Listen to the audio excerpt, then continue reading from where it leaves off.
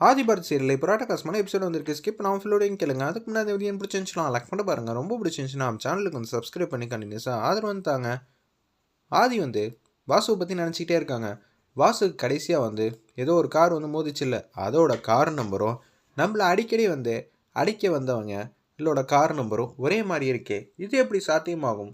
எனக்கும் வாசுக்கும் ஒரே எதிரியா? எங்கள் 2 பேருக்கும் பொதுவானவங்கன்னு பார்த்தா பாரதி தான்.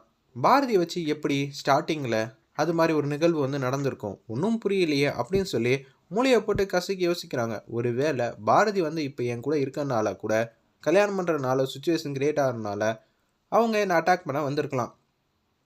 ஆனால் ஆரம்ப காலத்தில் வாசுக்கு ஏன் அது மாதிரி ஒரு விஷயம் நடக்கணும்? அப்போனா பாரதி நம்ம வாசு 3 பேருக்கு சம்மந்தப்பட்ட ஒரு ஆள் நம்ம கூடயே இருக்கணும். அதனால தான் அவங்களுக்கு இவ்வளோ பெரிய பிரச்சனை வந்திருக்கும். ஒன்றும் புரியலையே அப்படின்னு சொல்லி யோசிச்சுட்டு இருக்காங்க. ஒருவேளை துரை இது மாதிரி பண்ணியிருப்பானோ? சேச்சே, அப்போல்லாம் துரை எல்லாம் இவ்வளோ பெரிய இதெல்லாம் கிடையாது. என்ன இதுன்னு ஒன்றுமே புரியலைங்கிற மாதிரி யோசிக்கும் போது நம்மளோட இந்த தகவலை நம்ம பாரதி கிட்ட சொன்னால் அவங்க இன்னும் கொஞ்சம் டீப்பாக வந்து யோசிப்பாங்க. இந்த 3 பேருக்கு நடுவில் யார் இருக்காங்கன்னு ஒருத்தரை கண்டுபிடிச்சிட்டா இந்த விஷயத்தை ஈஸியாக வந்து ஹேண்டில் பண்ணிடலான்னு ஆதி வந்து திங்க் பண்ணுறாங்க. பாரதி வந்துடுறாங்க. பாரதி வந்ததுக்கப்புறம் வாசு வந்து பற்றி யோசிச்சுக்கிட்டே இருக்கிறவங்க, நான் வாசுவை பற்றி கொஞ்சம் தெரிஞ்சுக்கணும்னு ஆசைப்பட்றேன் அப்படின்னு சொல்லி தயங்கி கேட்குறாங்க. அந்த இடத்துல இதை கேட்டோன்னு வந்து அதிர்ச்சி ஆகிட்டாங்க. என்னது வாசுவை பற்றியா? என்ன கேட்கணும் வாசுவை பற்றி? எப்போதும் என்கிட்ட பேசும்போது தயக்கம் இல்லாமல் பேசுவீங்க, இப்போ என்ன திக்கி தடுமாற்றத்தோடு பேசுகிறீங்க? என்ன தெரிஞ்சுக்கணும்னு சொல்லுங்கள். நீங்கள் தப்பாக புரிஞ்சிக்கிட்டு இருக்கீங்க. உங்கள் 2 பேருக்குள்ள ரிலேஷன்ஷிப் எப்படி இருக்குன்னு வேற மாதிரி கேட்க ஆரம்பிச்சிட்டாங்க. அந்த இடத்துல நம்ம ஆதி, நீங்கள் என்ன சொல்கிறீங்கன்னு புரியல. சாரி, நான் சொல்ல வந்த மீனிங் வந்து அர்த்தம் மாறி போயிடுச்சு. அதாவது கடைசியாக அப்படின்னு சொல்லி பேச்ச ஆரம்பிக்கும் போது நானே சொல்கிறேன், தெளிவுபடுத்த வேண்டிய இடத்துல நான் இருக்கேன். கல்யாணத்துக்கு முன்னாடி நீங்கள் இது மாதிரி கேட்டதெல்லாம் எனக்கு சந்தேகமே இல்லை. ஏன்னா நான் இதெல்லாம் பற்றி முன்னாடியே உங்ககிட்ட பேசியிருக்கணும். இப்போதைக்கு எனக்கும் வாசுக்கும் எந்த சம்மந்தமும் இல்லை. வாசு என்னோட கடவுள், அவ்வளோதான், சரிங்களா அப்படின்னு சொல்லி முடிச்சுட்டு அவங்க மாட்டை ஏஞ்சி போகிறாங்க. இனிமேட்டு இதை பற்றி பேசினா அவங்க கடுப்பாக வராங்க. வாசுவை பற்றி பேசும்போது நிச்சயம் இதை பற்றியே நம்ம பேசிக்கிட்டே இருந்தால் எங்கள் 2 பேருக்குள்ள சண்டை தான் வரும். அதனால் என்ன பண்ணலாங்கிற மாதிரி யோசிக்கும் போது இப்போதைக்கு இந்த தவளை பற்றி பேசாதாங்கிற மாதிரி யோசிச்சிடுறாங்க. அந்த இடத்துல நம்ம ஆதி ஒரு பக்கம் கேசவன்கிட்டேருந்து ஃபோன் வருது, லதா கிட்டேருந்து. நம்ம பாரதிக்கும் ஆதிக்கும் இந்த மாதிரி ஆஃபீஸில் வந்து எங்கள் அப்பா வந்து வரப்போகிறாங்க, அந்த செட்டப் பண்ணணும்னு சொன்னோமே பண்ணிட்டா போச்சு அப்படின்னு சொல்லிட்டு ஆதி வந்து ஆஃபீஸில் தந்திரமான ஒரு திட்டம் போட்டிருக்காங்க. அதாவது கேசவன் வந்து ஆரம்பத்தில் எம்டியாக வந்தாங்களே அந்த செட்டப் தான் இப்பயும் வந்து கண்டினியூ பண்ணுறாங்க. நீங்கள் வந்துட்டீங்களா? நீங்கள் தான் லதாவோட அப்பாவா? இப்போ வந்துடுவார் கேசவன் சார், அவருக்கு நான் தான் ஆளினால், அவரோட பிஏவே நான் தாங்கிற மாதிரி ஆதி வந்து ஆரம்பத்தில் சொன்ன மாதிரியே இப்போ வந்து சொல்லிட்டு இருக்காங்க. அப்படிங்களா? இவ்வளோ பெரிய ஆஃபீஸ்ன்னு நினைக்காதீங்க, இது ஒன் ஆஃப் த பிரான்ச் தான். சென்னை சிட்டியில் இதை விட பெருசாக வந்து பல மடங்கு இருக்குது, அங்கே நம்ம தான் கிங்கு அப்படின்னு சொல்லிடுறாங்க. அந்த இடத்துல நம்ம ஆதி ஓகே மாப்பிள்ளை வரட்டும் பார்த்துட்டா போச்சுன்னு சொன்னேன். சுற்றி ஆஃபீஸே பார்த்துட்டு இருக்கப்ப கேசவன் வந்து கூலிங் கிளாஸ் போட்டுட்டு மாசா வந்துட்டு இருக்காங்க. எல்லாரும் மரியாதை தராங்க. ஏன்னா ஆதி வந்து முன்கூட்டியே இது எல்லாம் இன்ஃபார்ம் பண்ணதுனால எல்லாரும் வந்து கேசவனுக்கு வந்து அளவுக்கு மீறி மரியாதை தர மாதிரி அந்த இடத்துல ட்ராமா வந்து கிரியேட் பண்ணுறாங்க. மாமா, வாட் ஏ ப்ரெசன்ட் சர்ப்ரைஸ், நீங்கள் இங்கே இருப்பீங்கன்னு நினச்சி கூட பார்க்கல. வாங்க மாப்பிள்ள, சும்மா ஆஃபீஸை பார்க்கலான்னு வந்தோம், உங்களையே நாங்கள் நேரில் வந்து பார்த்தது இல்லை, அதனால தான் பார்த்துட்டு போகலான்னு வந்தோங்கிற மாதிரி கேஷுவலாக வந்து பேச்ச ஆரம்பிக்கிறாங்க. அந்த இடத்துல ஒரு பக்கம் சரி கேபின்குள்ளே போகலான்னு சொல்லிட்டு பாரதி வந்து இப்போ பிஏவாக இருக்காங்களே அவங்க சீட்டில் வந்து உட்கார பார்க்குறாங்க. அப்பன்னு பார்த்து கேசவோட மாமனார் மாமியார் வரத்துக்கு முன்னாடி பாரதி கையை பிடிச்சி இழுத்துறாங்க. இப்போ நான் தான் அவரோட பிஏ, அது என்னோட சேர், சரிங்களா? இப்போ என்ன நடக்குதோ அதுக்கேற்ற மாதிரி மாற கொஞ்சம் கற்றுக்கங்க, சரிங்களா? இதெல்லாம் எங்கே கொண்டு போய் முடிய போகுதுன்னு தெரியவே இல்லை. லதாவும் எம்டிங்கிற மாதிரி தான் இன்ட்ரோ பண்ணி வைக்கிறாளா? காதல் வந்து கண்ணை மறைக்கலாம், கடைசியில் அவங்க நம்மள்ட்ட ஏதாவது ஒரு வார்த்தை வந்து சொல்லியிருந்தா நல்லா இருந்திருக்குமேன்னு கேட்க மாட்டாங்களா? இப்போது கல்யாணம் பண்ணி வைப்போம், இந்த ட்ராமா எவ்வளோ தூரம் கண்டினியூ பண்ண முடியுமோ கண்டினியூ பண்ணுவோம், அதுக்கப்புறம் பார்த்துக்கலாங்கிற மாதிரி தான் கேஷுவலாக வந்து முடிவு எடுக்கிறாங்க. அந்த இடத்துல நம்ம ஆதியும் பாரதியும். இருப்பினும் நம்ம பாரதிக்கு கொஞ்சம் கூட இதில் அபிப்பிராயமே இல்லை.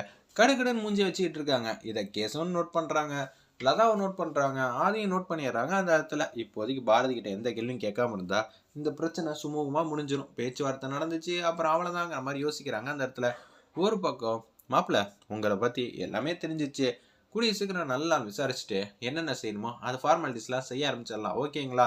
நிச்சயதார்த்தத்துக்கு நாள் குடிச்சிடலாம் அப்படின்னு சொல்லி லதாவோட அப்பா அம்மா வந்து பேசுகிறாங்க. இருங்க, வந்தவங்க எதுவுமே சாப்பிடாம போனா அப்படின்னு சொல்லி ஒரிஜினல் பியாவே மாறிட்டாப்புல. நம்ம ஆதி ஜூஸ்லாம் எடுத்துகிட்டு வராங்க. அதே மாதிரி ஜூஸ் எடுத்துகிட்டு வந்து கொடுக்குறாங்க. சூப்பர் மாப்பிள்ள, நாங்கள் வீட்டில் பேசிட்டு எங்கள் பெரியவங்கள்ட்டலாம் சொல்லி முடிச்சுட்டு நல்ல நாளோட உங்களை சந்திக்க வரோன்னு சொல்லிட்டு அவங்க மட்டும் கடந்து போகிறாங்க. அப்பன்னு பார்த்து நில்லுங்க, நான் உங்ககிட்ட ஒரு முக்கியமான விஷயம் வந்து பேசணும். ஆல்ரெடி லதா வந்து இவங்க தான் என்னோட பெஸ்ட்டு ஃப்ரெண்டு, இவங்க ஆடிட்டர் டிபார்ட்மெண்ட் டீமில் வந்து ஒர்க் பண்ணுறாங்க அப்படின்னு சொன்னோன்னே சொல்லுமா அப்படின்னு சொல்லும்போது அதிர்ச்சியாயிடுறாங்க. அந்த இடத்துல லதா, ஆதி, கேசவன் இவங்க மாட்டங்க, இவங்க தான் ஒரிஜினல் பாஸு, இவங்க கேசவன் பிஏன்னு சொல்லிட்டா என்ன பண்ணுறது தான் பட்டத்தின் உச்சத்தில் இருக்காங்க. அந்த இடத்துல அவங்க கேங் எல்லாம், ஆதியோட கேங்லாம் அப்பன்னு பார்த்து நீங்கள் லதாவை பற்றி எல்லாமே தெரிஞ்சிருப்பீங்க. ஏன்னா லதா என்னோட ஃப்ரெண்ட், அவங்கள பற்றி பேசுறதுக்கு ஒன்றும் இல்லை. ஆனால் கேசவன் சாரை பற்றி சொல்கிறதுக்கு நிறையா இருக்குது. ஏன்னா அவங்கள பற்றி தெரிஞ்சுக்க தானே வரீங்க. இந்த முக்கியமான விஷயம் சொல்லனா எனக்கும் வந்து கஷ்டமாக இருக்கும் அப்படின்னு சொல்லும்போது போச்சு, இன்னைக்கே சீட்டை கிழிச்சு கையில் கொடுத்தாச்சு, எம்டிங்கிற பதவி போயிடுச்சேடா கேசவா, இதெல்லாம் உனக்கு தேவையாங்கிற மாதிரி யோசிக்கிறாங்க. அந்த இடத்துல நம்ம கேசவன் அப்பன்னு பார்த்து கேசவன் ரொம்ப நல்லவர், வல்லவர், அது மட்டும் இல்லாமல் லதாவை நல்லபடியாக பார்த்துப்பாங்க, 2 பேரும் கல்யாணம் பண்ணி வச்சா நிம்மதியாக ஹாப்பியாக இருப்பாங்க அப்படின்னு சொன்னோன்னே இதுக்கு மேலே எனக்கு என்னமா வேணும், கம்பெனியை பார்த்தாச்சு, பையனும் தங்கமான பையன் கேள்விப்பட்டாச்சு, நீ வேற வந்து சர்டிஃபிகேட் கொடுத்துட்ட, இனிமேட்டு எனக்கு எந்த பிரச்சனையும் இல்லை, நாங்கள் கல்யாணத்துக்கான வேலையெல்லாம் பார்க்க போகிறோம்னு சொல்லிட்டு சந்தோஷமாக போகிறாங்க அவங்க 2 பேரும். லதாவோட அம்மாவும் அப்பாவும் அவங்க எல்லாரும் போனதுக்கப்புறம் லதா கிட்டே கேசவன்கிட்டையும் பேசுகிறாங்க.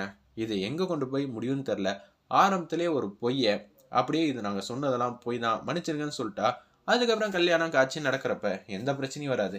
சின்ன பொய், அது சின்ன பொய் தான் தோணும். அந்த பொய்க்காக பெரிய பெரிய உண்மையெல்லாம் மறைச்சு மறைச்சு கடைசியில் இவ்வளோ விஷயம் பண்ணிட்டோமா திரும்பி பார்க்கும்போது தான் நமக்கே வந்து மூக்கு மேலே வரல வைக்கிற அளவுக்கு ஆச்சரியமாக இருக்கும்.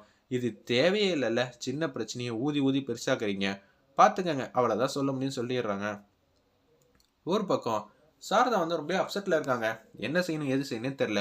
டேய் நீ போய் இது மாதிரி பண்ணிட்டியடா, அதுவும் வாசுவை, நான் என்னக்கா பண்ணுறது, கடைசி நேரத்தில் தான் வாசுவோட மனைவி தான் பாரதி, அந்த பொண்ணை தான் கல்யாணம் பண்ணிப்பான்னு எனக்கு தெரியுமா என்ன, நீ வேற வாக்குறுதி கொடுத்துட்டு வந்திருக்க, அதுக்கு தான் அப்பயே அந்த பொண்ணை பாருன்னு தலையால் அடிச்சுக்கிட்டேன், குற்ற உணர்ச்சி இருந்ததுனால நான் அந்த குடும்பத்தையே பார்க்க வந்து விரும்பலைன்னு நீ சொன்ன, கடைசியில் பார்த்தியா உன் பையன் எந்த இடத்துல வந்து நிற்கிறான்னு, காஞ்சிபுரத்தில் இருக்கிற ஒரு பொண்ணுனாலே எனக்கு சந்தேகம் வந்துச்சு, அதுவும் அரசல் புரசலாக கேள்விப்பட்டேன், இருந்தாலும் நீ அப்படியெல்லாம் விட்டுற மாட்டேன்னு நினச்சேன், கடைசியில் இப்படி ஆயிடுச்சேங்கிற மாதிரி பேசும்போது டேய் உனக்காக பண்ணேன்னு சொல்லாதடா, ஒரு உயிரை எடுத்ததுக்கு அப்புறமேட்டு இன்னொரு இதை கொண்டு வரதெல்லாம் ரொம்ப பாவம் தெரியுமா அப்படின்னு சாரதா வந்து பேசும்போது சரிக்கா எனக்காக நான் பண்ணேன், என் அக்காவும் என் அக்கா பிள்ளையும் நல்லா இருக்கும்னு நினச்சேன், ஆனால் கடைசியில் இது மாதிரி ஒரு நிகழ்வு நடக்கும்னு நினச்சவே பார்க்கவே இல்லை அப்படின்னு சொல்லிட்டு இருக்கப்ப ஒரு பக்கம் பாரதி இதெல்லாம் கேட்டுட்டாங்க. கேட்டு முடிச்சோன்னே நீங்களாமா இப்படி பண்ணியிருக்கீங்க அப்படின்னு சொல்லி கடுப்பில் வந்து கேட்கும்போது பார்த்தா இது எல்லாம் ப்ராங்க் மாதிரி சொல்கிறாங்க, இவங்க சும்மா கலாச்சாங்க, கலாச்சதுக்கே இப்படியா அப்படின்னு சொல்லி காமெடி பண்ணுற மாதிரி காட்டுறாங்க அந்த இடத்துல. அந்த மாதிரி காட்டி இந்த எபிசோட் வந்து அருமையாக மாசாவே முடிச்சிருந்தாங்கன்னே சொல்லலாம்.